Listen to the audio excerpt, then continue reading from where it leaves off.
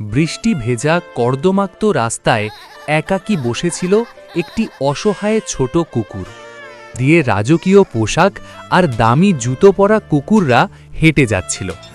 তাদের দিকে তাকিয়ে কুকুরটির মনে জন্ম নিল একটি ছোট স্বপ্ন, একজোড়া সুন্দর লাল জুতো। স্বপ্ন সহজে পূরণ হয় না, তাই সে কাজ নিল একটি গ্যারেজে। ভারী টায়ার, হাতুড়ির আঘাত, কষ্ট হলেও প্রতিটি কয়েন তাকে এগিয়ে নিত। পরে সে রাস্তায় ঝাড়ু দিল, বোঝা বইল, তবু হার মানেনি। সব কয়েন জমাত একটি ছোট কৌটায়, যার গায়ে লেখা ছিল ড্রিম শু। একদিন প্রবল বৃষ্টিতে সে আরেকটি অসহায় কুকুরকে পিঠে করে নিরাপদে পৌঁছে দেয়। অবশেষে সেই কৌটা ভরে যায়। কুকুরটি কিনে ফেলে তার স্বপ্নের লাল জুতো।